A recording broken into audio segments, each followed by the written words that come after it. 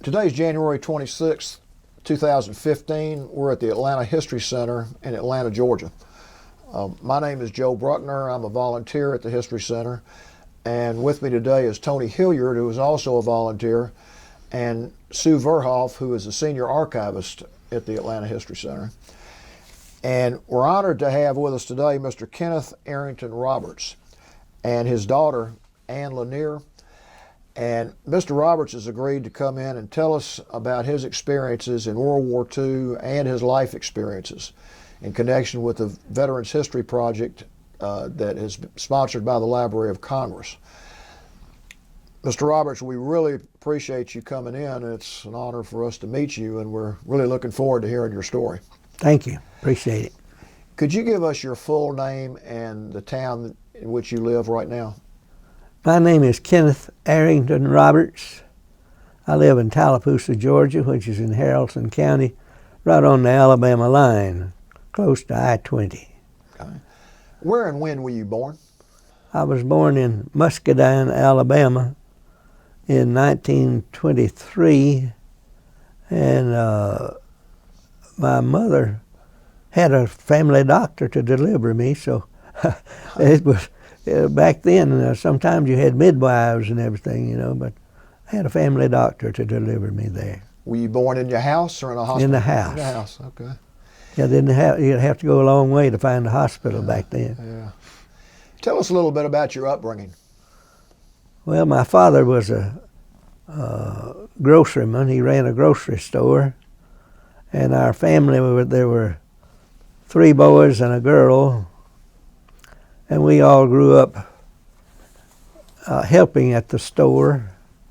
And he ran what they call a rolling store, where he drove out into the countryside and sold what the people wanted that he had. And he would take trade-ins like bartering system as to eggs, chicken, butter, whatnot, Wow. And so that's where I got my upbringing with that. And we didn't have much in financial substance, but we had a lot of love in the family. Did you go out with him sometimes? Sometimes I did, yes. Sometimes I drove it. That must have been quite a bit. It was that. I learned a lot. I surely did about the people back then. And similar to Tobacco Road, I would imagine you'd run across everything out there then. And it was interesting. I enjoyed it and made a lot of friends too while I was there. When did you go into the military, and what were the circumstances under which you went into the military? Well, when I graduated from high school in 1940, there were, I believe, 21 or 2. It was a small school, and I think there were 12 or 13 boys, and all of us joined the service. Okay. No, I take that back. I'm getting ahead of myself.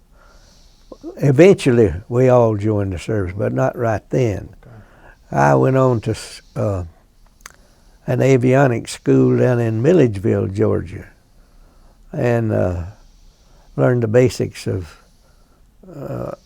aircraft mechanics and whatnot, instrumentation, and after that, after I finished that course, I went on down to Albany, Georgia, and got a job at their airport out there, which were training British pilots at that time. And I remember the first time the British boys came in, they had never seen a Coke machine before. Back then it was a nickel. You'd drop a nickel in and you get a Coke out. And I saw 1 or 2.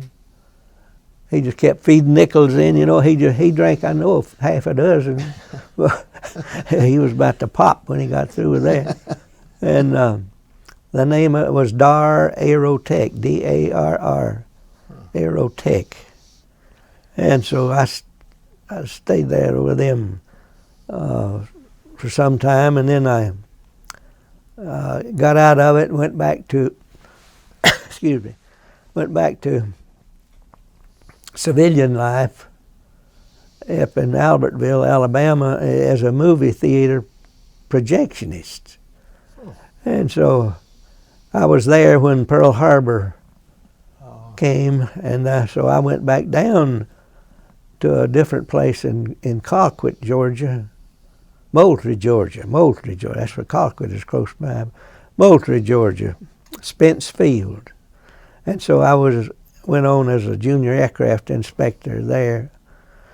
And so the draft board for my home county was after me. So I went ahead and joined the Air Force while I was there. And so I got to pick my service. Okay. And I went on from there and started my Air Force career then. Talk a little bit about Excuse me.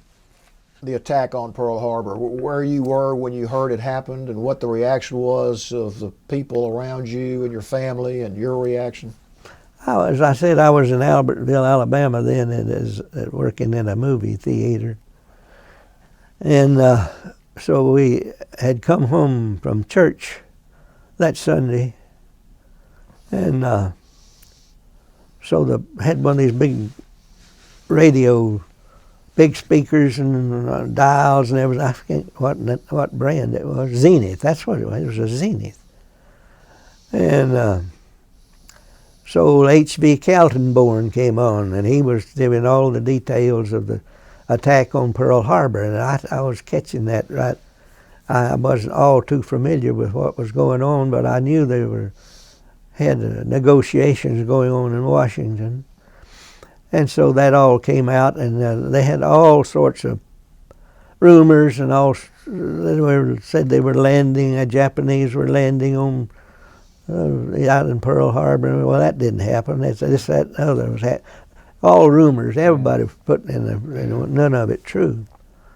And so I got most of the details from that, and so I made up my mind right there that I was going back to this and help them out while I could.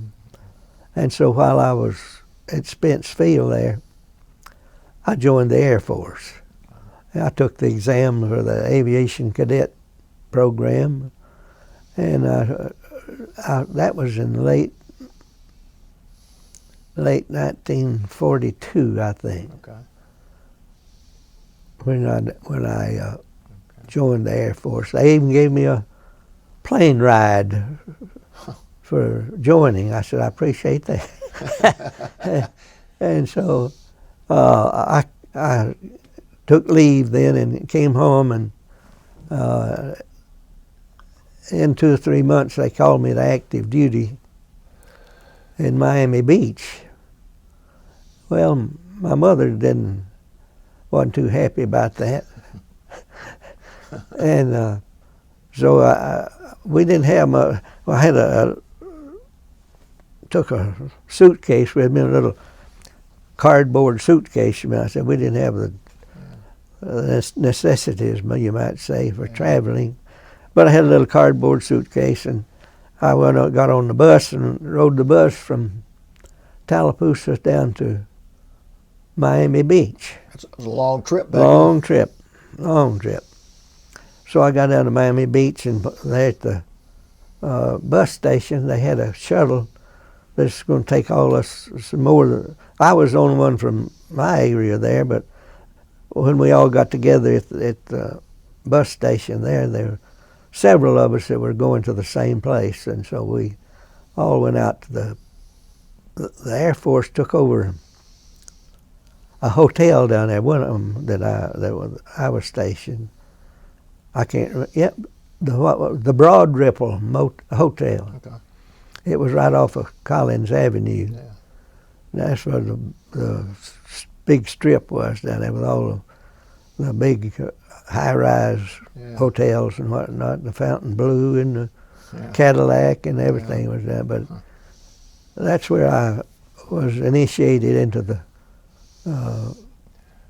intricacies of the Air Force.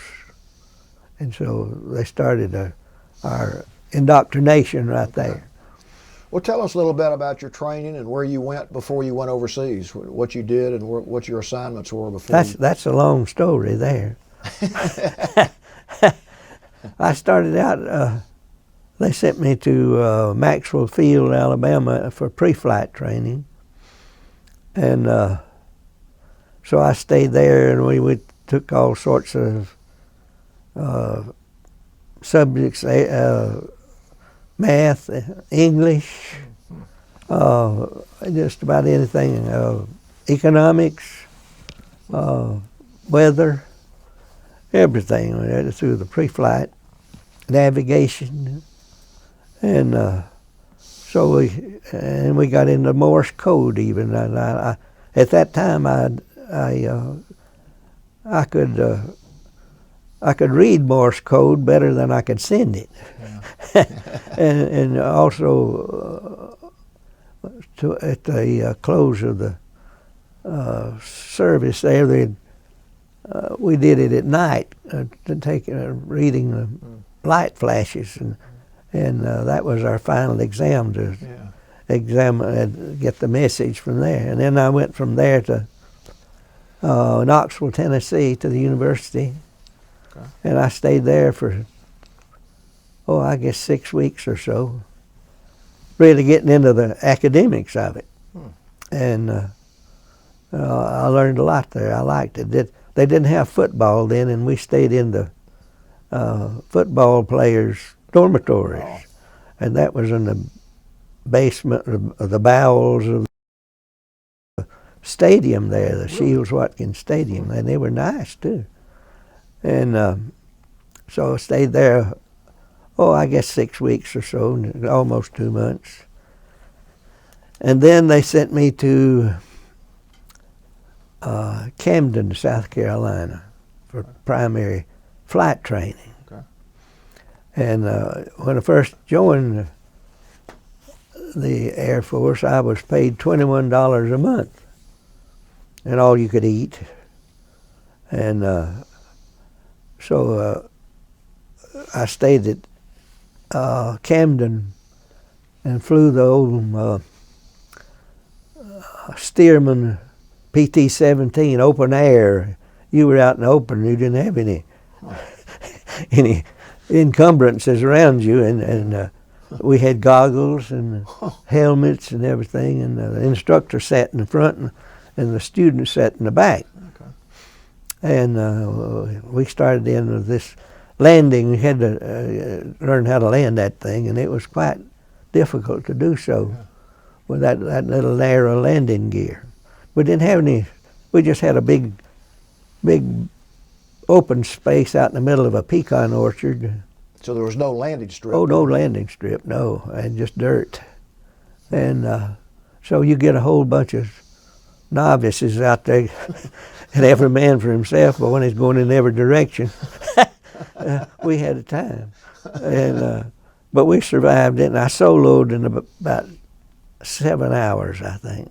I believe that's right. And then I could take it up by myself, and I enjoyed that part of it. And so we stayed there, I guess 6 weeks or a couple of months. Then they sent down the road to Sumter, South Carolina, which wasn't far, at, what's the name of the Air Force base there? Shaw Field. And I stayed there, and there we got into cross countries and night flying and all of that. And so I'd never flown at night. And in fact, I'd never flown. Jeez. And so the instructor, he wasn't crazy about night flying.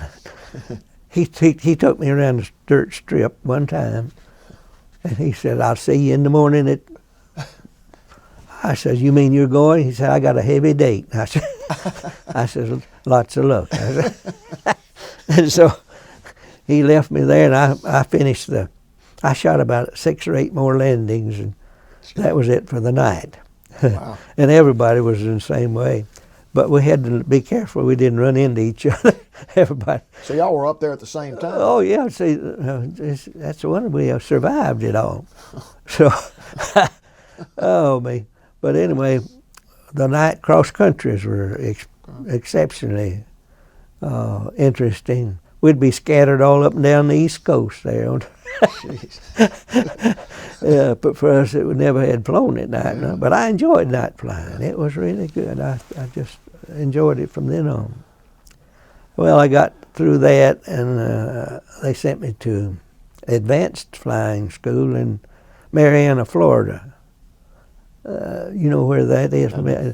Well, it's still there. They got a city airport there now where I graduated from. Okay. I don't know what else is there now. But when we go to Panama City, my daughter and I said, that's where I went to advanced flying school right there. I said, we'll have to go out there sometime before I kick the bucket here and so find out where I'm used to be. You should do that. So then we went on, got into advanced training, and the AT-6 was a faster plane. It cruised about 160, something like that. And we'd been in planes at about 110, 115, and just getting used to controllable pitch props and all that. And it was pretty interesting for me. I had worked on some of these old planes before, but I'd never gone that far. And so I graduated in February of '44. And when we finished with graduation, they had a backlog sort of in the training system. So I stayed there another couple of weeks, just getting in my flying time and whatnot. You had to have a minimum of 4 hours a month to draw flight pay. And so I got that in and everything. And in the meantime, we were exposed to some P-40s. Now, from a AT-6 to a P-40 is quite a big jump. And you didn't have an instructor to ride, but you got all your cockpit time in and know what you're supposed to do. But when it's time to fly, it was you and the plane. And that was a big change. But I did get the thing off the ground and in the air and all the different things you had to do before leveling off into flight. And then coming in a P-40, you was about sitting on your back. You're looking right straight up in there like that. And but I got about 10 hours in the P-40. That's what they were flying when I first got overseas, is P-40s. And when did you go overseas? I graduated in February of '44. I went overseas in August. Okay. And I was flying combat missions in the last of August. Okay. And talk about, well, number one, your trip over and what your reaction was when you first got on the ground, wherever you were when you first got on the ground. Then just tell us your experiences while you were over there in combat. Well, I left Miami Beach one night on a plane that had no seats. There were about 20 of us, and we put all our luggage in the center of the plane, and we sat on the luggage. No way to rest yourself at all except on that luggage, and that wasn't very comfortable. Well, we flew to Bermuda that night, stayed there a couple of hours and refueled and whatnot, and took off for the Azores Islands. And this was an old 4-engine DC-4, I think. And we hit headwinds over the Atlantic there. We averaged about 185 miles an hour. And it took us 11 hours on that thing to get to the Azores Islands. Oh. And we stayed there a little while, and we went on to Casablanca, Casablanca was one of the cleanest foreign places I'd ever been. It sure is. I guess it still is. And so when we got to Casablanca, my buddy and I says, let's see if we can't find us a place to get us something good to eat. Because it had a mess hall there, but I knew we wasn't going to be much there. So we walked up and down the street there and came up on a Naval Officers Club. I said, oh, we'll go get us something good to eat here. Well, we started in there, and this guy stopped us at the door, and he says, where are you going? I said, we're going to get us something to eat. He says, what branch of the service are you in? I said, we're in the Army Air Force. He said, well, you're a sorry-looking bunch, he said.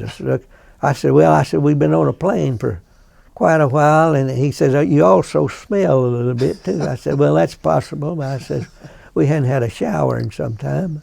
And so, you know, they wouldn't let us in there. Really? They would not. I never did have much use for the Navy after that. I don't blame you. Oh, mercy. But anyway, we went back to our where we were going to stay that night, and we got some beans and cornbread and whatnot like that, you know.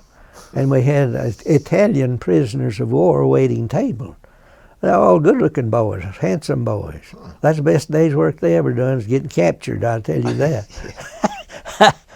So they waited tables and cleaned on, and they admitted, says they were happy with what they were doing. Were you able to have any conversations with them? Oh, yeah, they could speak halfway English, half understand us, you know. They'd been there long enough to where they'd picked up a little here and there. And so we stayed there a couple of days, and I got a bath and put on some clean clothes. And so then we went on across North Africa. We went over, they had just finished up with the desert warfare there with Rommel over in the desert. And when we flew over all those places, all these tanks and trucks and everything were just out in the desert, you know, just resting and whatnot, where they'd left everything. Well, and so I went on to all across North Africa there, and into Cairo. Stayed there about 30 minutes, and here we took off again to what's the name of that place where Kuwait? Was that Kuwait? Yeah. We went into Kuwait, and while I was at Spence Field in Moultrie, we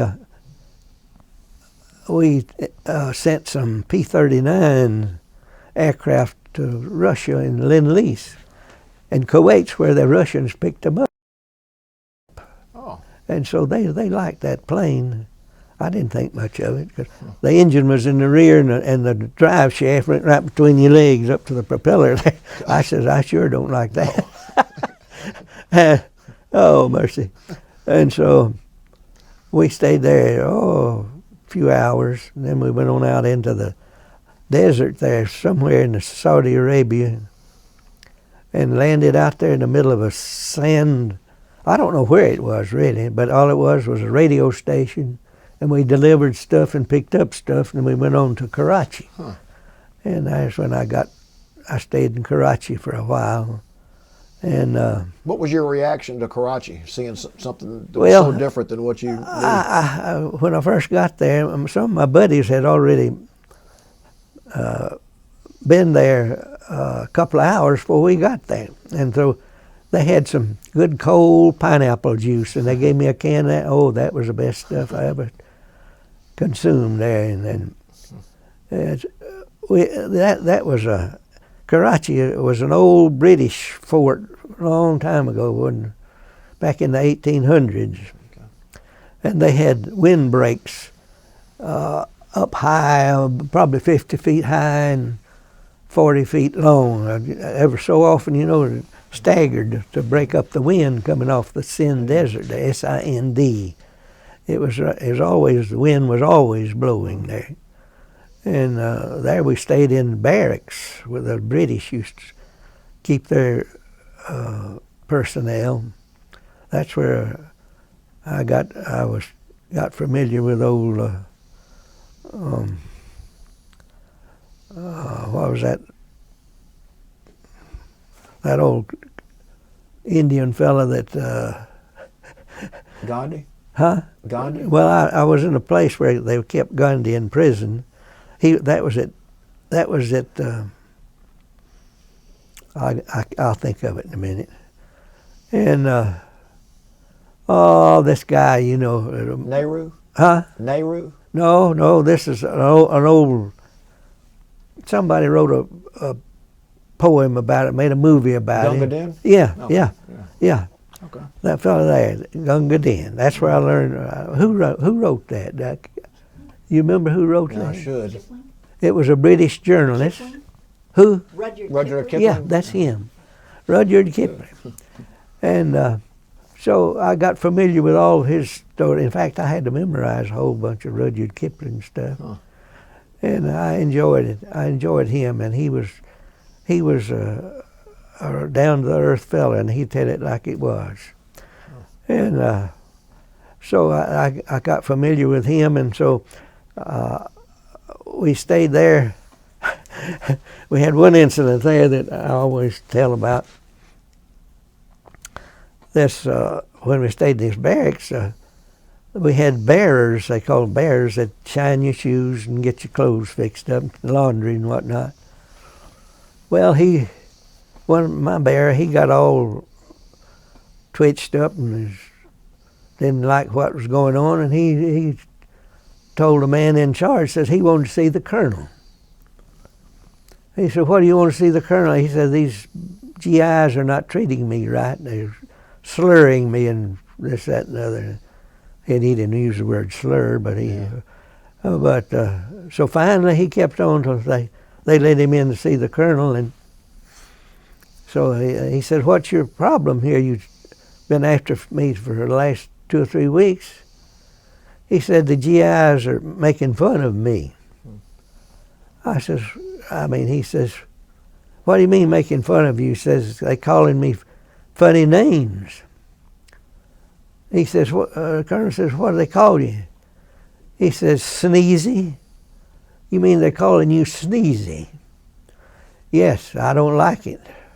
He said, "Well, what's your name?" He says, "Ah Chew."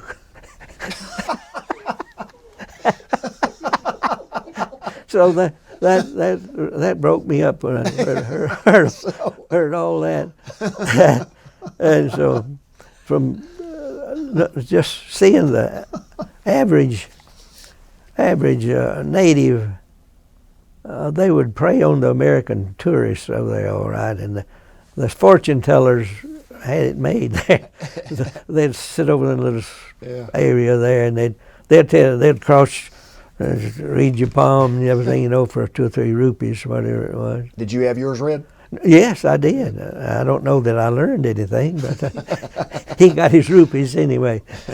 That's what he was after. And so, I was I stayed there about that first time I was in Karachi. I stayed there about probably 3 or 4 weeks, and they sent me out to a place up in Assam Valley, the Brahmaputra River up there. They had hippopotamuses up there. When we go across the river there in a ferry, and I saw some hippopotamuses there. And I went on up to a place called Moran, Moran. It's close to Lido. You may have heard of Lido. Yeah. And so there that's where I flew my first mission, from Moran.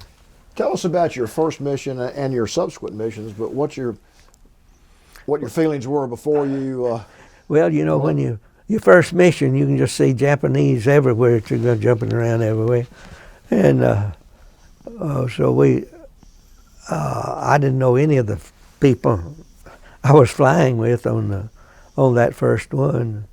There was a formation of 4, and I didn't know any of them. They didn't know me, and so we got briefed before we took off, this, that, and the other.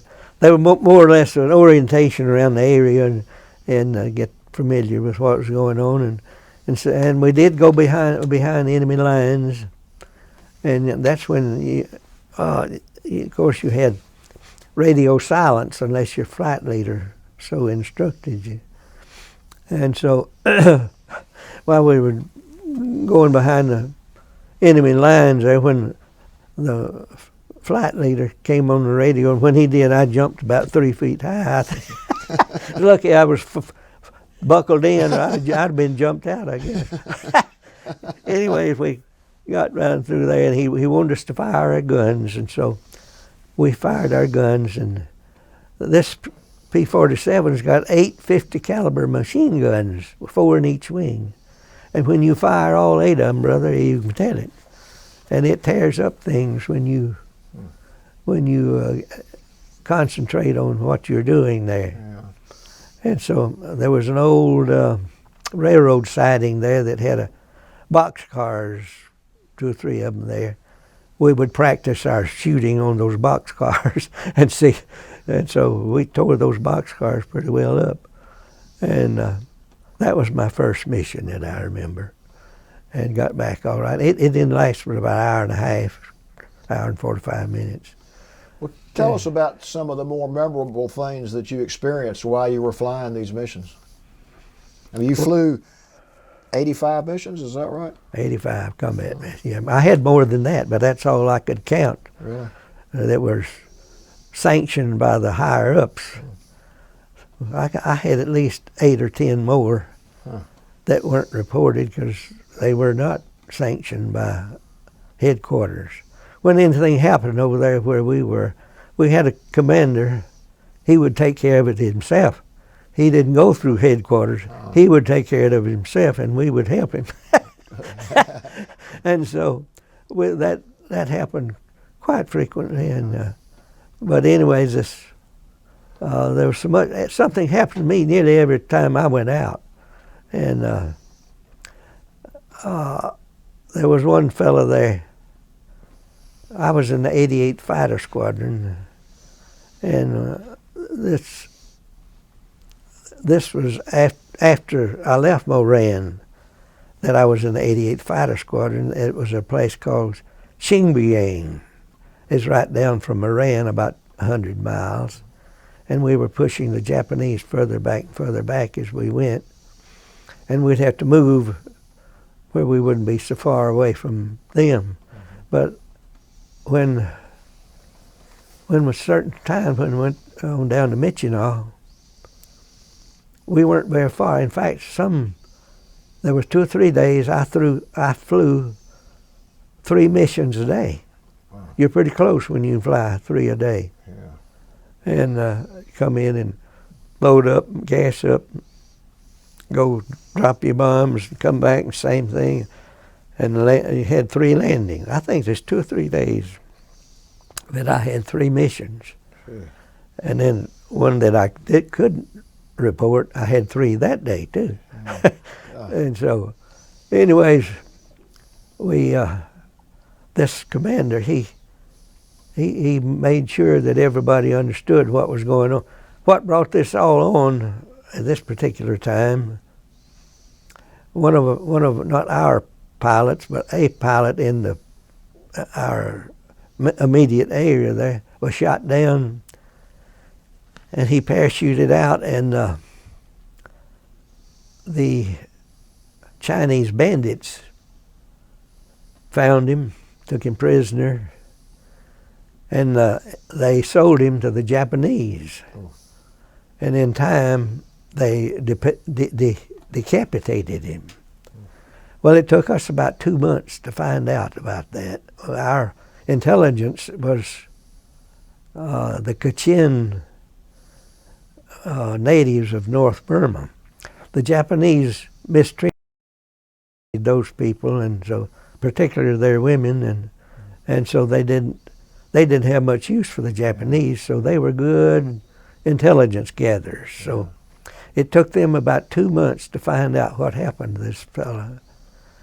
And when they did find out, and we got the details on it and where these people were, that's when we started the missions that I couldn't report. Oh. And so, but we cleaned it up. We cleaned it up right there. So that was an interesting time right there. There was a fellow in our outfit. I came in from a mission one day, and they were all gathered around out in this recreational area out there as such, just a plot of ground there. And this fellow was had a baseball and a glove and whatnot, and he was flipping it up, and he wanted somebody to catch the ball that he was going to throw. Nobody would have anything to do with him. I said, I said, what kind of mitt you got to catch it with? And he just had an old first baseman mitt there, and I said, well, I tell you, I won't necessarily catch the ball, but I said, I'll knock it down if you won't throw right at me. He was a farm hand of the Minnesota Twins. What was his name? Kevin somebody. I can't remember his name, but I might before this is over. But anyway, he was in their farm system, the Minnesota Twins, and so I got this old mitt, and I stuffed it full of socks and washcloths, everything else I could put in there, you know. And he started throwing. I said, back up. I said, back up. He said, that's the exact distance from pitching. I said, you ain't pitching nobody. I said, you pitching to me. I said, don't throw at me, throw to the side of me. I said, I didn't get this far in the Air Force for you to knock my teeth out with this thing, and they wouldn't like that. So I got to where I could knock it down. Sometimes it was, the only thing I got was a gem thumb one time. And that's, other than that, I survived that all right. Well, that's where I first met him, Bissonnetti. That was his name, okay. Kevin Bissonnetti. Okay. And so from then on, I flew with him one time. I believe I flew his wing one time. And then he was in some sort of program that he was on his own, more or less. I don't know what his position was with the intelligence division or whatnot. But whenever he'd want me to fly with him, I'd have a note on my cot that I was flying with him the next day. And if I was scheduled to another one, he outranked the others, and they'd have to get someone else. And so I'd fly with him. And he said, the least you know about what you're going to do, the better off you are. Interesting. So I said, all right. And I said, just tell me when to slow down a little. And so I guess I must have flown 6 or 8 missions with him altogether. My job was to follow him behind and up above him. And if he got any fire, we just had small arms fire there. It wasn't any big anti-aircraft. So the Japanese didn't have much Air Force when we got over there. They'd already been decimated somewhat. And so my job was that. And so if I picked up any fire from it, I was to go down and neutralize that fire. And what his job was, I never did find out. Huh. But he said, you don't need to know anymore. And so I think there was only one time that I didn't fire my guns. But the rest of them, he knew more than I did where we were going and what we were doing. And so down toward the end of the war, we didn't have really good targets to go to. We were running out of territory, and we're pushing the Japanese further and further down toward Mandalay. So one day I got a notice I was to fly with him. So I got the next morning and went over there, and this time I got to be in the ready room. That's the only time I ever did. And we were going. The brass wanted to know where the Japanese were, how many, and what direction, and what the situation was down toward Mandalay. Well, and naturally, I was his wingman. So we got our wing tanks on, and we started down through there, and it was going to be, you could tell it's going to be about a 4.5, 5 hour mission. And I didn't particularly like that, but I said, if we can get down there and back, all fine. So my job was to top cover him, and he went down low searching to see what he could see and find out where the Japanese were. And I was to, just like I say, fly top cover. Well, went down to Mandalay, and Mandalay is a walled city, and we got close enough to see the walls, and it was an old primitive thing, like what was that author's name? Kipling. He wrote a lot about Mandalay, and in fact there was a song about Mandalay, On the Road to Mandalay. And so we got there and we turned around and started back up on a little different course. And about 5 minutes out, I looked up and I saw more planes up there than I'd ever seen in my life. And I called in, I said, we got bogies up here at 10 o'clock high. And I knew they were British planes, so I recognized those. And he said, drop your wing tanks. I said, and climb slowly. Because we knew the Australians and the British, the Australians particularly, they'd shoot you down and then talk about it later. They didn't care who they were shooting, they just shoot somebody, you know. And so they never did spot us. They never did spot us. We got on out of there. And we went on back, and we ran across a contingent of British foot soldiers up there on the Irrawaddy River. And they just had a fit when we ran over them there, and just waving and whatnot. They looked like they were having a good time. They were on the sandbar out in the river, bathing and all, you know. They were having a good time. So we went on back from there, and now I'm getting, if I'm running over my time. No, you're great. Just keep going. So we landed, and I wasn't invited into the debriefing. and so, but he took care of that, and so the next day I didn't have to fly. And when you don't fly, and if you're available, the maintenance people, when they change engines or something, much guns or whatnot, they need someone to take them up and try them out and see if they're suitable for combat and put them through stress and strain. And so they called me and wanted me to. They had replaced an engine and some guns, and wanted me to take them up and wring it out and see if they were combat ready.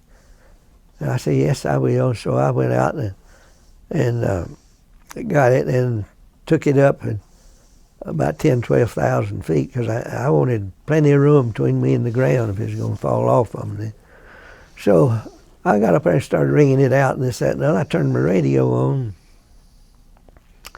And I was high enough where I could pick up radio transmissions, and somebody had been shot down. I couldn't make it out who it was or what group it was. So I got through with my assignment, and I came in to land, and the strip there we never were over a combat. It was about 2,400 feet. That ain't very long, you know. Yeah. And so I always tried to hit right on the end of the runway. It was gravel rocks, and so I got down on the ground and started pumping my brakes. Whoops, no brakes, no brakes. Oh. And there was 3 flights on the end of the runway waiting for me to get out of the way before they could take off. Well, I said, I won't be able to stop.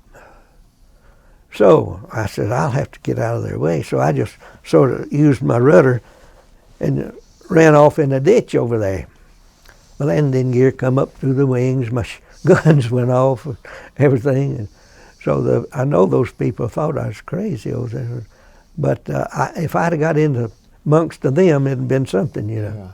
Yeah. So when they took off, they were all looking over there.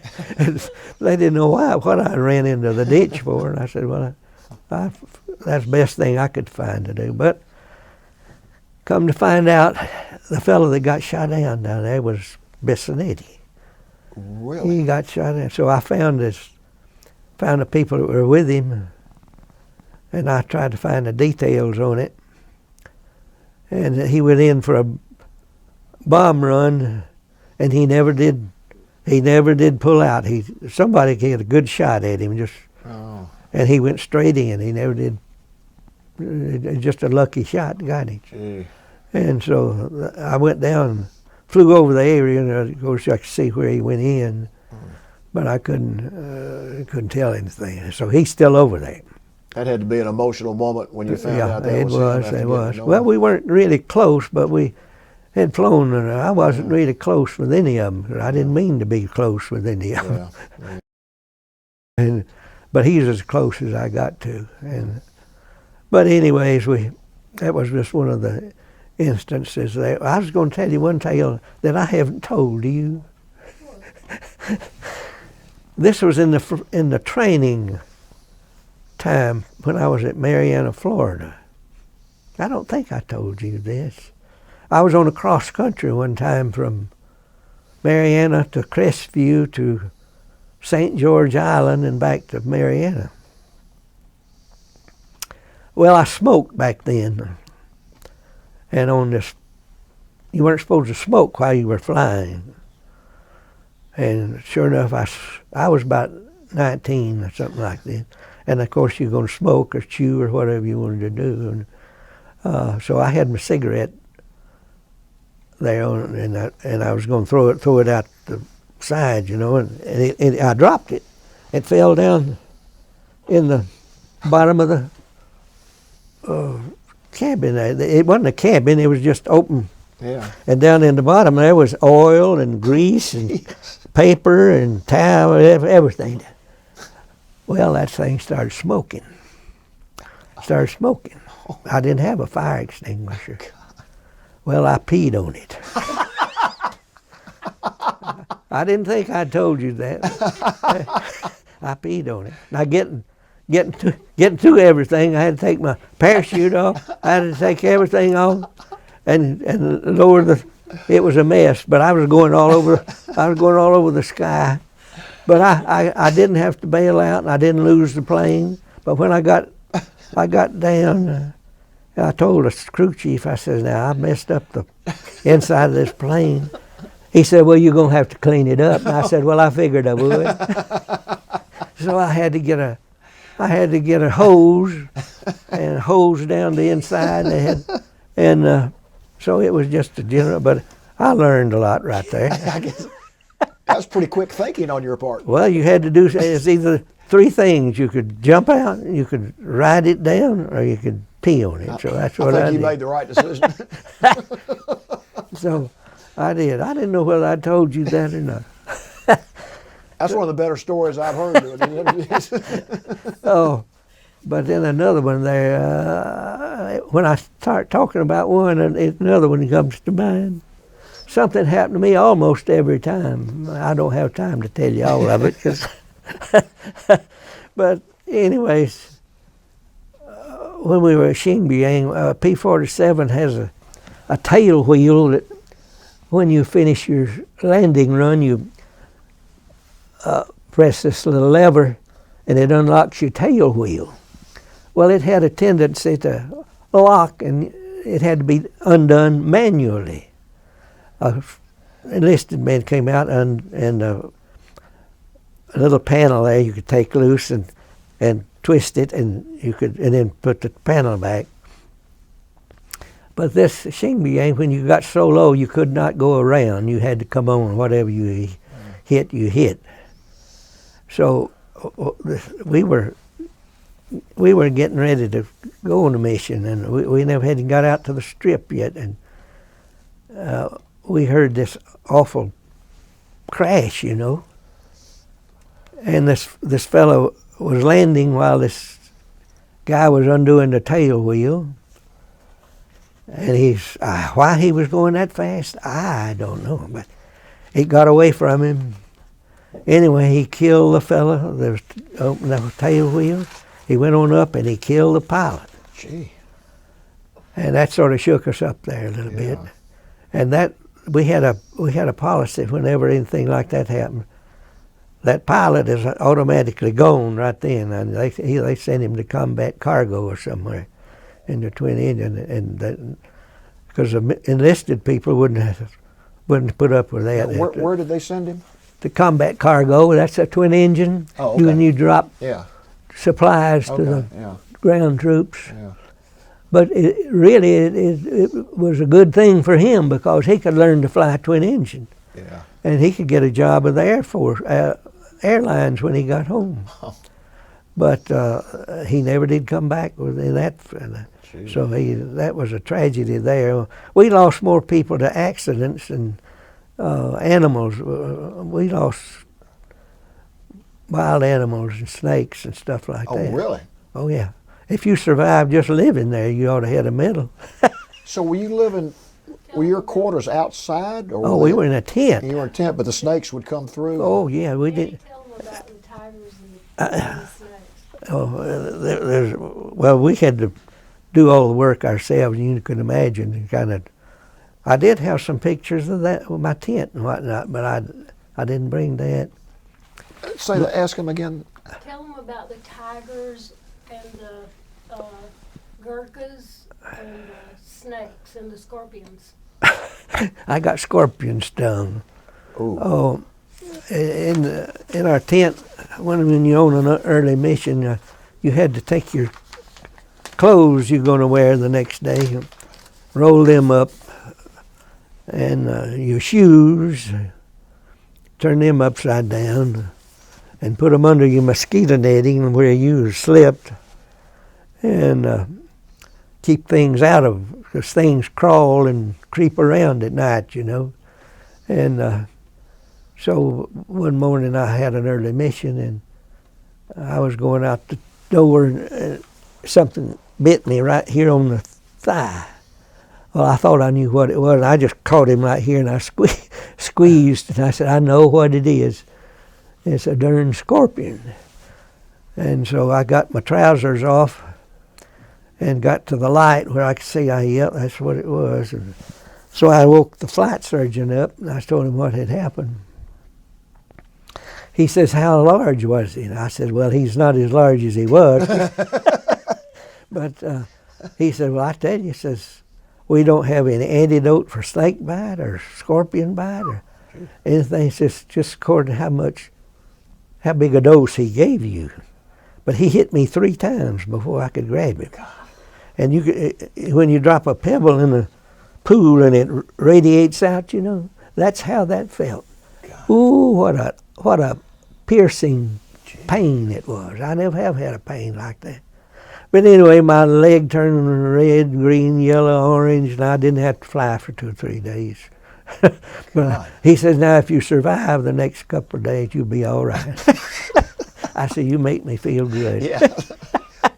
That gave you a lot of hope, didn't it? Oh, but they didn't have antidotes for anything. Jeez. He said, I got an aspirin I can let you have. I said, I got an aspirin. Oh, mercy. We had some awful times over there. But tell them about the pallets and the Gurkhas that were surrounding the tents. We had Chinese guards around the perimeter of the place where we slept. We lost 3 Chinese sentries to tiger attacks. Jeez.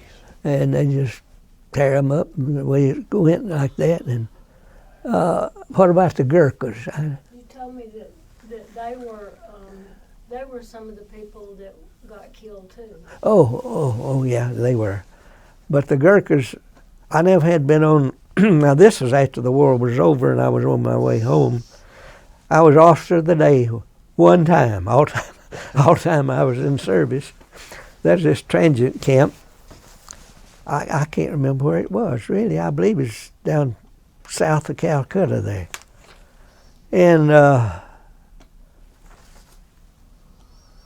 I was officer of the day that time, and I was, after midnight, I lay down on a cot in the ready room there. And so sometime in the morning, this Gurkha came in and woke me up and said, "Sob, we got problems." And I says, "What is it?" He says, "We got trouble down at the enlisted men's barracks." He said, "We got I said, "Well, I had, I believe, 30 or 40 Gurkhas in my contingent there. And if I could take 10,000 of those guys, I could march into Tokyo right and take it over. But they were the best fighters, the best everything the fighting men. Really? That's what you'd want." And so he was a fairly tall sergeant for a Gurkha. And so we got down to the enlisted men's tent area there, and they had already smoothed everything out. They all got drunk and raising sand, and the Gurkhas went in there with the handles of their Gurkha knives, and they just clean whacked them in the head and knocked them goofy. And so that was all that we had that night. Yeah.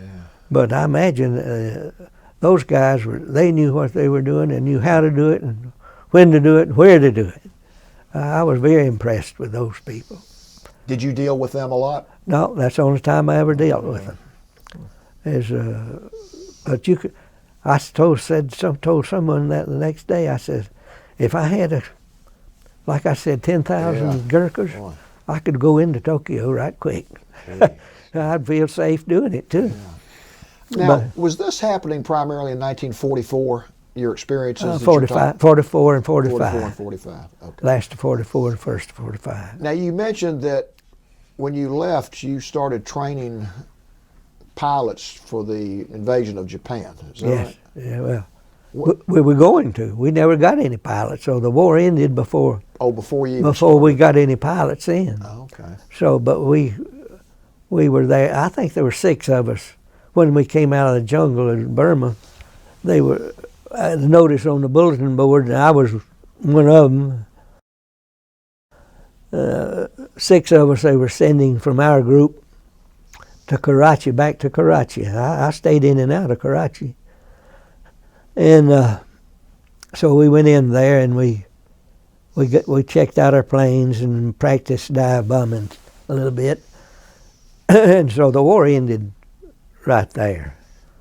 And I also met a good-looking nurse right there too at that place. 2 good things. She was a member of the Army Nurse Corps. Did I ever tell you this? No. I didn't tell you that. Well, let's hear about it. Well, she was from.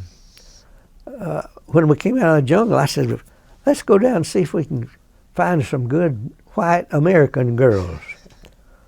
And so I said, "They got a hospital here." And I said, "There'll be some nurses there." And so we did. And they changed shifts about at 3 o'clock in the afternoon, usually standard. I knew that. And so we went over there, and sure enough, there they were out on the grassy bank there outside the hospital wing there. And there was 8 or 10 or 12 of them rolling their hair, doing their nails, this, that, and other, And so there were 4 or 5 of us, and we introduced ourselves, where we were from, this, that, and other.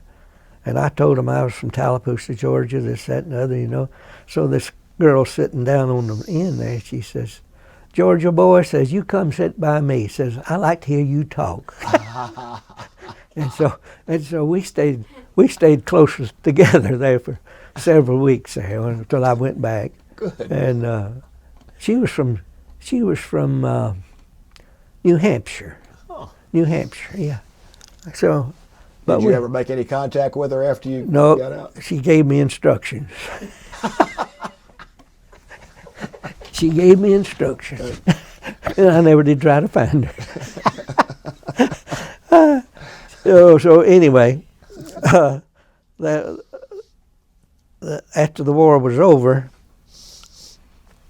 and we started started, the first time we started with, they were going to load our luggage on the boat out from Calcutta there, and so they came around on trucks and picked up our luggage, and about an hour or two later, this fella come to me and says, "You can't go. You're not going on this load." I says, "Why not?" He said, "Well, we got 4 P-51s. We're going to fly to China, and you're going to fly one of them." I said, "Well, I sort of was figuring on going home." He said, "Well, you're not." So, anyways, they waited 2 or 3 more days, and he says, got word again. Says, the Chinese are coming and pick them up. I said, "Yeah, but my luggage is already gone. I don't have anything to wear. I just got a little musette bag. I got a pair of drawers and a pair of pants right here and a shirt. I hadn't been paid in 2 months." Jesus. And so we just got all sorts of problems. So I finally got on the boat. And another is it time? Am I running past? No, you're fine. One of our pilots, his people raised dogs in Kentucky. And so while he was in Calcutta one time, he picked up a Dachshund I'm getting tangled up. Dachshund dog there. And of course her name was Burma. She was a pretty little old dog. Well, he got killed on about close to the end of the war. He crashed coming in for a landing, and he stalled out, went right in the ground, and close to the camp area. I could see and hear it when he hit. And so that little dog stayed gone about 2 days. Finally, she came back, and we all took care. So the chaplain got in touch with his people in Kentucky and said that we were going to try to bring the dog with us back home. And so the flight surgeon inoculated her with sleeping potions and put her in a little satchel, and we got her on the boat, and we took turns babysitting that dog for all the time we went across the sea. And they met us in Camp Kilmer, New Jersey, and we delivered the dog to them. And I hope they enjoyed that. 'Cause That had to be special for them. Yes, that was. It was all just a tragic mistake and error on his part on that. But anyways, that's mostly. And then after the war. Before we get to after the war, tell me where you were when you heard the Japanese had surrendered, and what your feeling was, and what. I was in Karachi. We were getting ready. We were getting to get these guys and train them, and they said they were going on into Japan, but I knew what was going to happen. If we trained them, we were going to go in with them too. That's what I knew. That's what's going. They don't let people train you and then turn you over to somebody else. Yeah. So we were just fortunate that we got.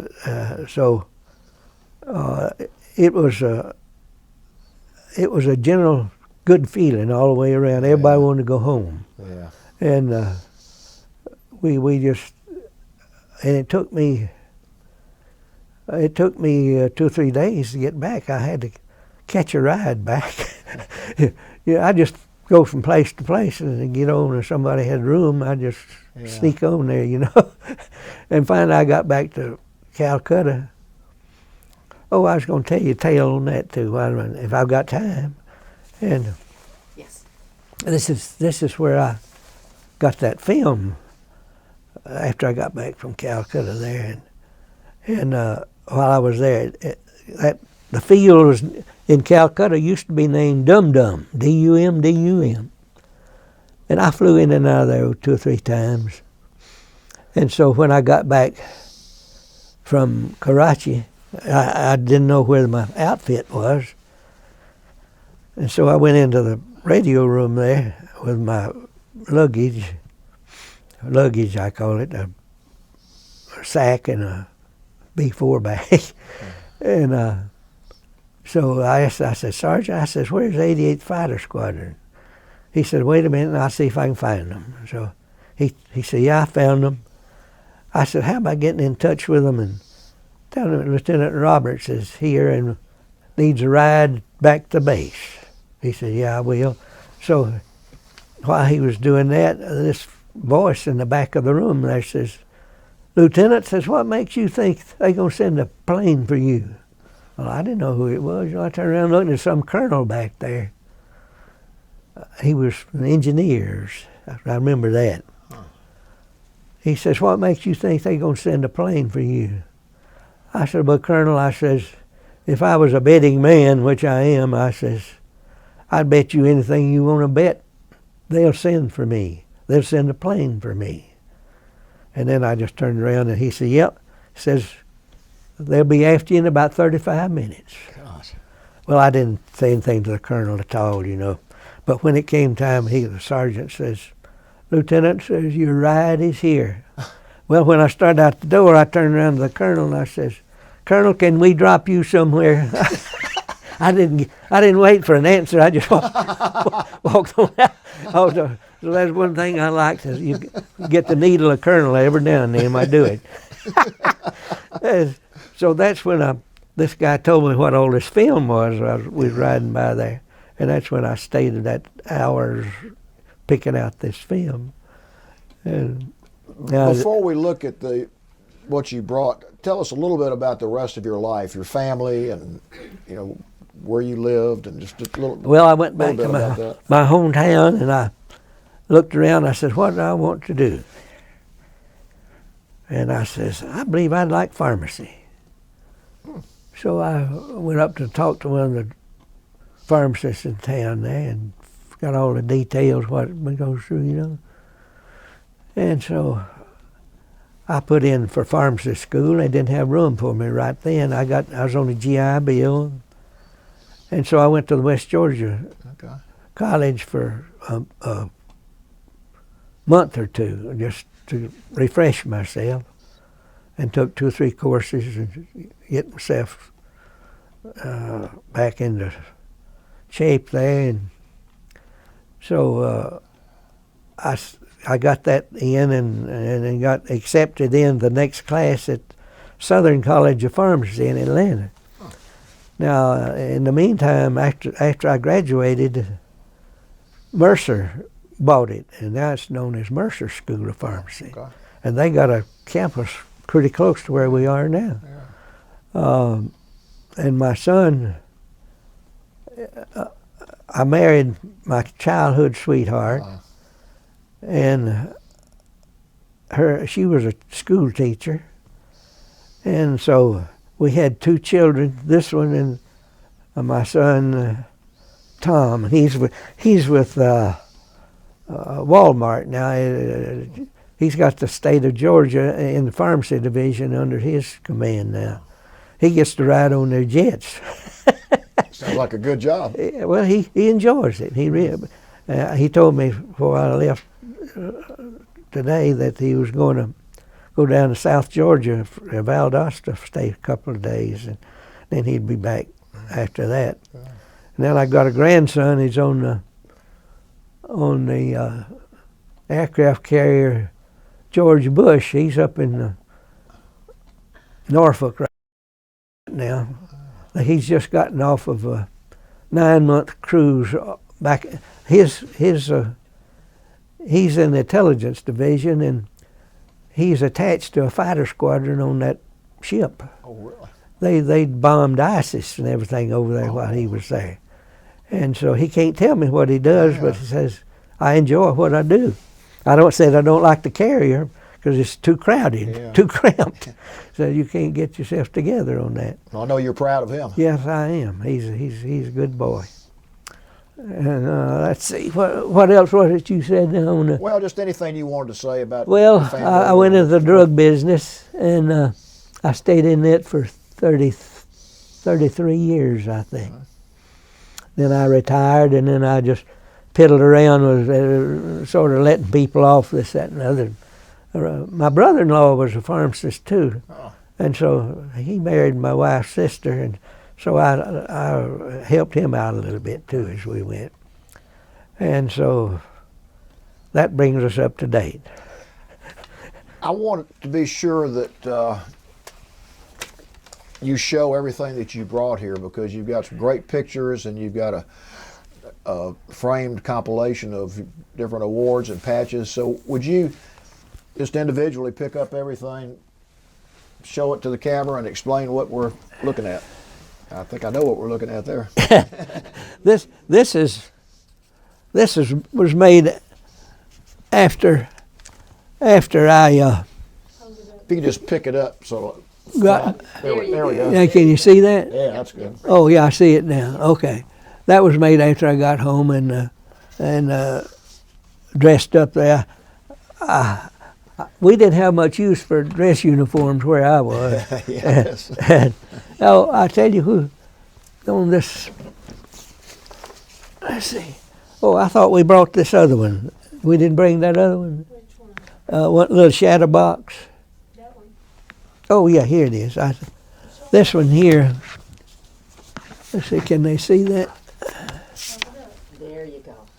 I see it now. The one on the left there, I'm by my plane there. See the clothes I have on was made there by a native tailor, and I don't know whatever happened to that piece of. I flew some missions in that thing, and the other one, the one in the center, I was in Calcutta one time, and I wanted a shave, and he started to dry shave me right there. I said, "Whoa!" Here, I said, "That won't do." I said, "At least put some water on me," but he didn't. He finally got some water and give me a dry shave, but it sure did sting. And that other one is where I was in primary in Camden, South Carolina, and the other just some information there on the bottom. I'm going to read that Oh yeah, plaque underneath you it, just 'cause I read know- that right there. I forgot it was on there. I can see why that nurse likes you so much. Look at these pictures. Okay, this says First Lieutenant Kenneth A. Roberts, U.S. Air Force, 88th Fighter Squadron, 80th Fighter Group, China, Burma, India, 85 combat missions, 1944, 1945, World War II. And then there's a small article here, Tallapoosa Man with Burma Banshees. That was their nickname. That was your nickname. And read on down further there. It tells you a little. Headquarters 10th Air Force, India. 2 Georgia men are members of the Burma Banshees, the 280th Fighter Group of Major General Howard C. Davison's 10th Air Force, which has been awarded the unit citation for outstanding performance of duty and action against the enemy. Their planes have destroyed Jap pillboxes many times within 50 yards of friendly positions. They are First Lieutenant Frank V. Haas, 23, son of Mr. and Mrs. William Haas, 827 Pryor Street, Atlanta, and Lieutenant Kenneth A. Roberts, 21, son of Mrs. C.J. Roberts of 18 Spring Street, Tallapoosa. Yeah, That's great. that's it. That's so good that you saved that. Well, I'm glad I did on that. And this one, the other one. Now this. If you could hold up that shadow box and just tell us what's in it. Let's see. Let me see where it is. Can you see with that? Yes. Yes. Well, the top left is the Distinguished Flying Cross, and the second one is the Air Medal. I had 2 of those, and the bottom one is Asiatic Pacific Theater ribbon with 3 battle stars. I happen to be in 3 battles that I could count, and so there's this. Well, I can't. Can I catch it? This one? This thing right here was on our escape package when we started to. I'll have to regress here and tell you. Well, that'll be enough. I just put it back here. When we would, this place at Xinbiang, and this place at Xinbiang, we carried a package that fit between our backs and the parachute. I don't know what you'd call it, an escape package, okay. I would guess you would call it. And in that, we had all sorts of things that would help us if we did get shot down or crash or anything like that. And so we had to check this package out every time we were on a mission, and then we'd have to check it back in when we landed. Yeah. There was stuff in it. I guess I can tell it now, but back then we could not. But when in our escape package, we had little cubes of raw opium. Oh. That if we were down, you can use that to bribe the natives to take you where you wanted to go, or anything else. But that's not generally known. But we had to check that in and out, and then there was some cash money, and there's all sorts of other things, a machete, a compass, little first aid stuff, and we had to check that in and check that in out every time. Flag? The what? The flag was in there? Yeah, the flag was in there too, and in different languages here on the flag. Yeah. So pretty well, they had us pretty well for as long ago as that was, and you can show this anytime. This is. Have you got any facilities to do that? Not here and now. Okay. We can talk about it after. Yeah. All right. That's on 2 or 3 of my missions that you could see that, and you could see the tracers going this, that, and other. Was that footage from your aircraft? Yes, from my aircraft. Yeah, I definitely want to see that. It's got my name on it, my ship number, where it's the date, and everything else on it. And so that's the reason I wanted to save that. And it's my grandchildren, if might want to see that sometime. This might be a good time to see if anybody else has any questions or comments, Sue. I have just one, Mr. Roberts. You mentioned that you didn't really get too close to the men that you served with. No, I didn't. Can you talk about that a little bit? I guess that was probably pretty common. I know you lost a lot of guys. Well, not as much as some of those in the 8th Air Force and over in Europe somewhere over there. But we, like I said, I never did. He was as close as I ever got to anybody, but sometimes they just lose them and you would never know what happened to them. And then sometimes stupidity has a lot to do with it. Accidents, and like I said, animals, snakes, scorpions. So just living conditions there were not really good. I wish I had a picture of my tent. I have one at home. I would. But anyways, we had a good bunch. Have you ever heard of the Ochsner Clinic in New Orleans?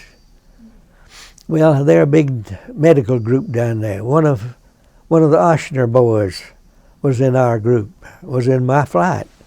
And so he was talking about getting married when he got home, and I ragged him about that all the time. He's a big Cajun fella there, you know. And but all his people were medical, and so all in New Orleans, if you mention Ochners, you know who you're talking about. Is anything else on? Have you had reunions of your? They had them, but I never could go. I was a one-man store, and I couldn't leave my store and do that. Yeah. But I did get in touch with them, and they sent me tapes back then, tapes of the whole thing. So I enjoyed that. Good. I talked to a lot of them on the phone. Good. I'm about the only one left of the pilots. Yeah. I was the youngest one there. I spent my 21st birthday on a dawn patrol in Michigan there. And we just On a dawn patrol? Dawn patrol. Rook Tokyo Rose, you ever heard of her? Yeah. Well, she has mentioned in her radio broadcast they were going to bomb our people to bits down there on Michinaw. And so that was my job. Two of us, we were flying dawn patrol that morning. I believe it was Christmas morning. Really? And she was, and so we liked to listen to her because she played good big band sound music. She had the latest records and everything. We enjoyed that. And but never a plane showed up. Really? So but I say this. There's something happened to me almost every day that I flew, and people says I'll fly with you, but not close to you. Oh man. Well, you must have been quite skilled. Well, I tore up 3 or 4 of them, but I walked away from all of them. Tell them one last story about the star sapphire. That is it. Do you know what a star sapphire? Yeah. Have you ever seen one? I've seen one, yeah. Well, when I've seen pictures of one. I've never seen one live. When I got over there, this fellow I was relieving, he gave me his bedroll. And so I threw away his sheets and his little mattress that was in the bedroll. And so I went to this bazaar up the road there. Me and 2 or 3 fellas that went with us. And I bought me some sheets and a little cotton mattress about that thick. And I was going to see what else I needed to get there. And while I was there, there was a fella out from under the cover there. He was dressed in these padded uniforms, the Chinese wore and everything. And he kept mentioning for me to come. I said, me? He said, yeah, come on out.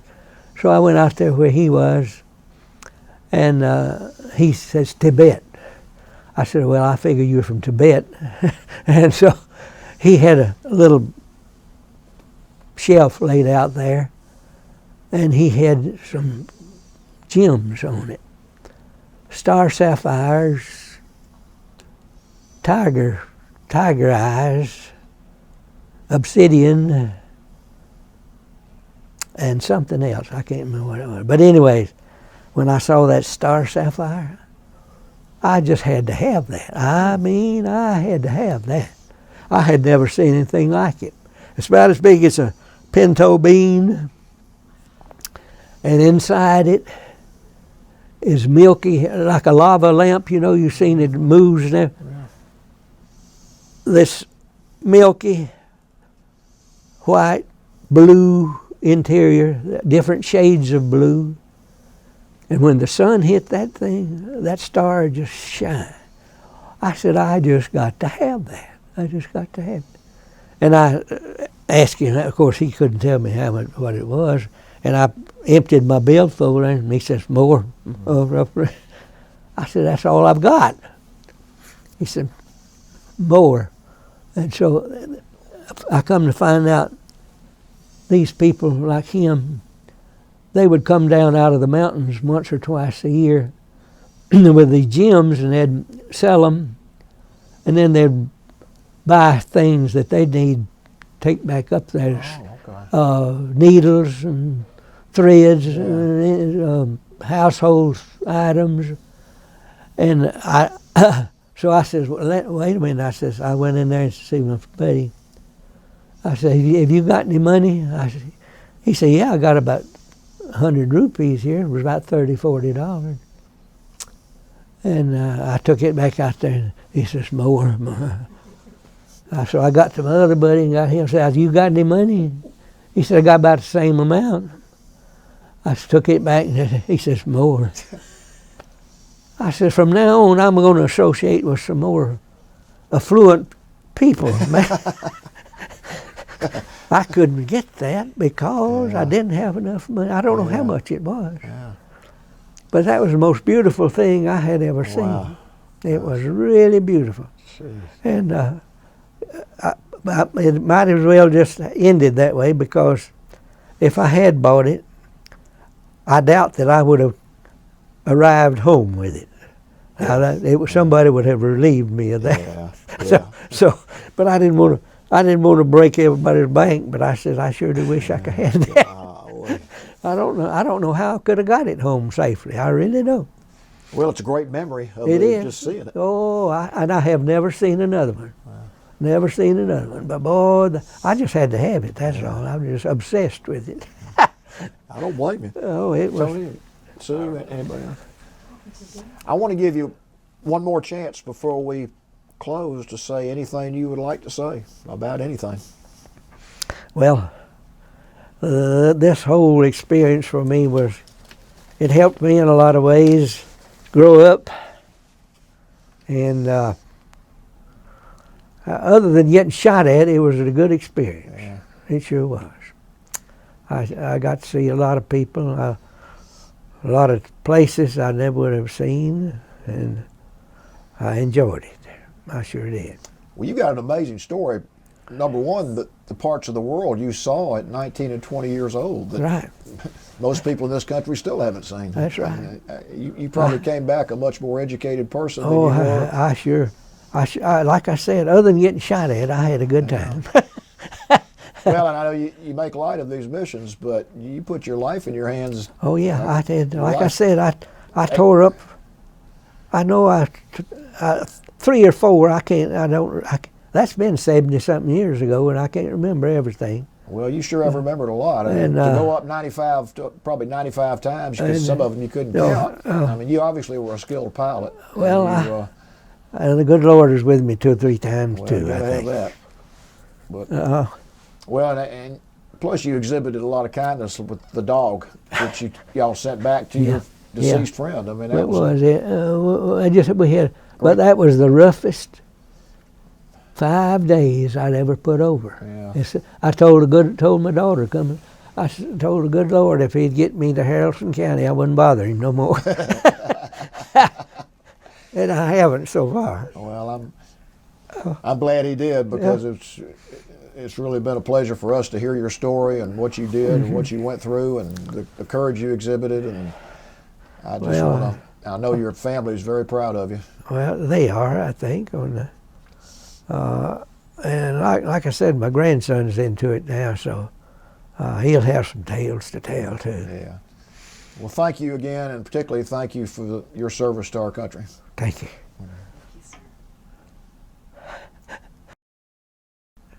You got anything you want to say? Okay.